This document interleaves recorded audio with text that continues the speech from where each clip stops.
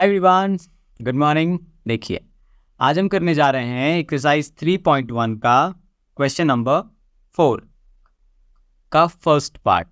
देख रहे हो क्या कहता है फोर्थ क्वेश्चन। पहले क्या कहता है कि आपको बताना है कि इन दो मतलब आपको इसमें 4 क्वेश्चंस दिए हुए हैं, ठीक है, जिसमें आज हम अभी फर्स्ट पार्ट कर रहे हैं। तो कहता है कि इसमें से कौन सा पेयर ऑफ लीनियर इक्वेशन जो है कंसिस्टेंट है और इनकंसिस्टेंट है। ठीक है, तो आपको इसको चेक करना है और कंसिस्टेंट बताना है। और अगर कहता है कि कंसिस्टेंट है तो आपको इसको सॉल्व करना है ग्राफिकली, यानी ग्राफ बना करके आंसर निकालना है। आपको कुछ याद आ रहा है? कंसिस्टेंट इनकंसिस्टेंट मैंने बता रखा है। देखिए, जहाँ जहाँ सोल्यूशन एग्जिस्ट करता है, जैसे देखिए पहला वाला केस ये कंसिस्टेंट होता है और दूसरा वाला केस ये कंसिस्टेंट होता है, और जहाँ नो सोल्यूशन है उसको कहेंगे इनकंसिस्टेंट। समझ में आ रही बात? तो पहले चेक करते हैं। तो इसके लिए हमको क्या करना होगा? रेशियो चेक करना होगा। क्वेश्चन उतारा जाए, x plus Y equals to 5, इसको उठा के इधर कर दो, x plus Y minus 5 equals to 0। ठीक है, और दूसरी तरफ इक्वेशन क्या है? 2x plus 2y equals to 10, इसको उठा के इधर कर लो, 2x plus 2y minus 10 equals to 0। I hope अब आपको याद हो गया हो कि ax plus by plus C equals to 0 होता है। यहाँ a1 b1 c1, और यहाँ ax plus by plus C equals to 0 होता है। सेम चीज़ यहाँ a2 b2 c2।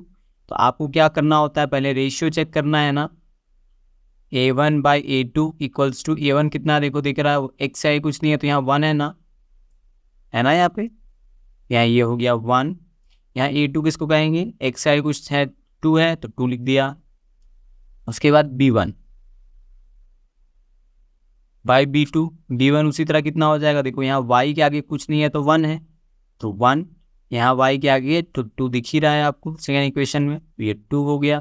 देखो चूंकि ये और ये बराबर आ गया, तब हम तब तीसरा भी चेक करेंगे। c1 बाई c2 क्या है? c1 आपके पास देखो ये लास्ट टर्म यानी -5, यहाँ लास्ट टर्म यानी -10, माइनस माइनस कैंसिल, 5 1 5 5 2 10। देखो दिख रहा है आपको कि तीनों 1/2 1/2 1/2 आ गया। तो आप लिखोगे a1 by a2 is equal to b1 by b2 equals to c1 by c2। जब ये तीनों इक्वल वाला केस हुआ तो कौन सा केस मिल रहा है आपको? सेकेंड वाला। देख रहे हो जहाँ मैं देखो अंडरलाइन कर रहा हूँ चार्ट में, दिख रहा है आपको, बॉक्स बना दिया। तो लिखोगे कोइंसिडेंट लाइन्स, कोइंसिडेंट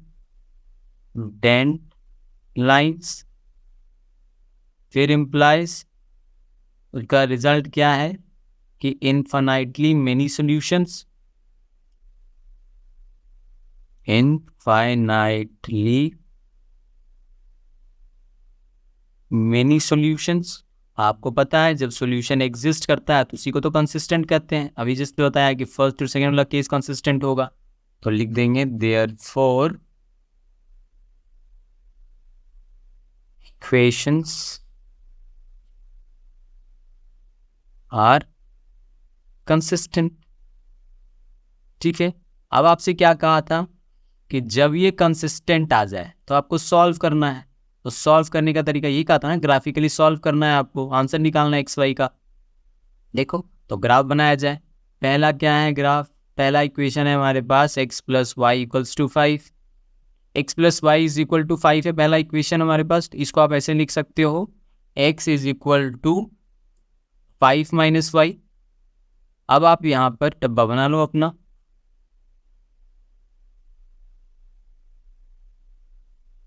देखो हमेशा याद रखना, ये नीचे y दे दिया, ऊपर x दे दिया। अगर पहले y को 0 रख देते हैं तो जब y को 0 रखेंगे तो x हमारा 5 आ जाएगा। दूसरे केस में x को 0 रख दो, x को अगर आप 0 रखते हो तो y हमारा 5 आ जाएगा। समझ रहे हो? इन दो से तो हमारा काम हो जाएगा। ठीक है, ये 5 है। ठीक है, कंफ्यूज मत होना। नेक्स्ट बना लो हमारा। नेक्स्ट है हमारे पास equation 2x plus 2y equal to 10, 2x plus 2y equals to 10। तो ये हो जाएगा हमारा 2x is equal to 10 minus 2y implies x is equal to 10 minus 2y by 2। चलो डब्बा बनाया जाए। तीसरे की देखो, तीसरा बॉक्स मैंने खाली छोड़ दिया, उसकी ज़रूरत ही नहीं है। आप 2 बॉक्स में ही ग्राफ आप डिसाइड कर सकते हो, ठीक है।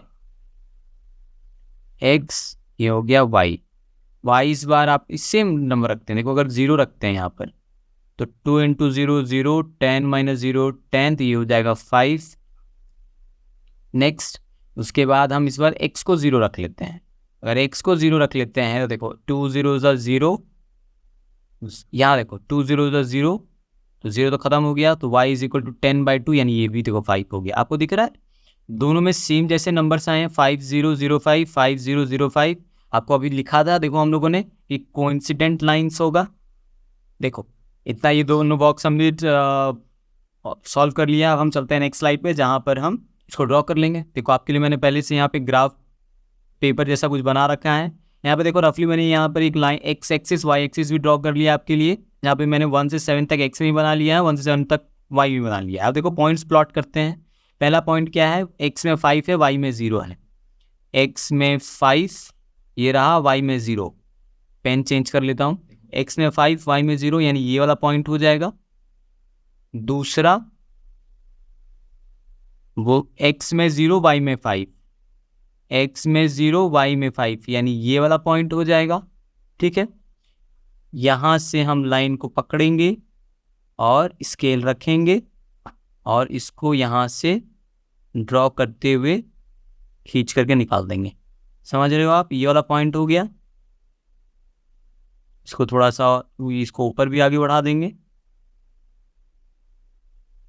ठीक है।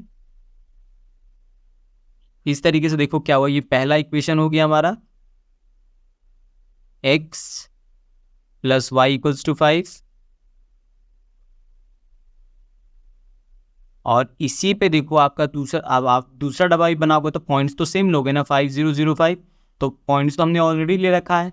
तो इसी पे हम लिख देंगे 2x plus 2y equals to 10,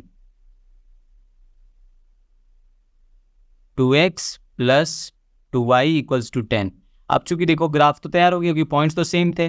तो देखो भैया इसको क्यों कहा जाता है इन्फिनाइटली मेनी सॉल्यूशंस, कि जैसे जैसे x की वैल्यू बदलेगी वैसे जैसे y की वैल्यू बदलेगी। तो यहाँ पे तो कोई पर्टिकुलर सॉल्यूशन ही नहीं हो सकता। तो बस हम लास्ट में यही लिख देंगे कि therefore infinitely many solutions exist as lines are coincident। क्योंकि लाइन्स एक दूसरे पे ओवरलैप कर रहे हैं, कोइंसिडेंट है, इसलिए इनफिनिटली मेनी सॉल्यूशंस होंगे। आई होप आपको ये क्वेश्चन समझ में आया हो।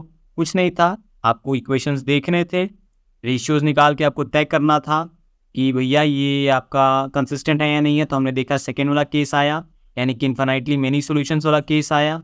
तो उस हिसाब से जब इन्फिनिटली मेनी सॉल्यूशंस आता है तो आपको पता है कि कंसिस्टेंट होता है। जब कंसिस्टेंट हो गया तो हमने डब्बा ड्रॉ कर लिया। डब्बा बनाने के बाद उसको फिर ग्राफ पे प्लॉट कर दिया। ग्राफ पे प्लॉट करने के बाद डिसाइड कर लिया कि भैया चूंकि इन्फिनिटली मेनी सॉल्यूशंस है तो एक तो आंसर हो नहीं सकता, इसलिए लास्ट में ये लाइन लिख दी है हम लोगों ने। यहाँ पे ये क्वेश्चन खत्म होता है। कोई भी डाउट रह गया हो आपके मन में, कमेंट में ज़रूर पूछिएगा। मिलते हैं नेक्स्ट वीडियो में। Till then take care, bye bye.